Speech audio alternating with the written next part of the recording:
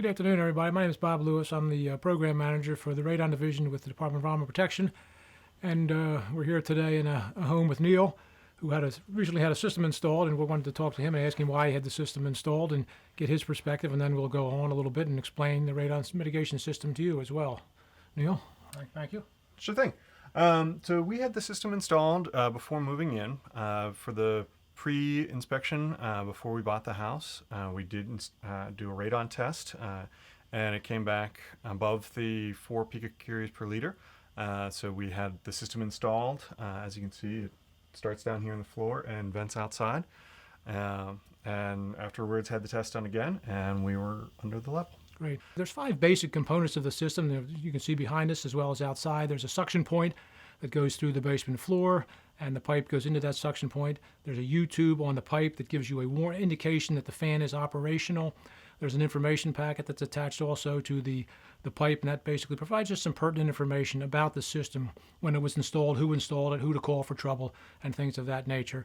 And then the fan is located outside typically, and above the fan there's some piping that goes to roofline, and that's the exhaust stack. That's where the gases are safely expelled to the atmosphere.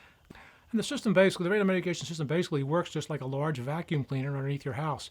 It creates a small suction under the floor via the fan, and by doing that it draws the radon into the pipe and dumps it to the outside where it's safely dispersed.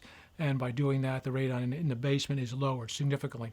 Now, after this system is operational and running for about a day or two, then it's very important to do another test like this, radon test in the basement basically, and you're hoping to get results basically below 4 picocuries per liter. And that then tells you that the system is working as it's designed and should be. After that, then the maintenance is very limited maintenance on the system. You need to basically keep an eye on the U-tube to make sure there's that differential in the fluids there, that is one side is lower than the other or higher than the other, and then just run a test, radon test, roughly every 2 years. Winter time's a good time to do that, then make sure the results continue to stay below 4. And if that's the case, then you should be in good shape for a very long period of time.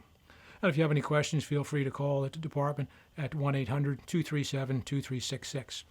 And that's about the basics of the radon mitigation system. So we want to thank Neil again for the opportunity to come here and talk about folks with these radon mitigation systems. Thank you, Neil. Sure.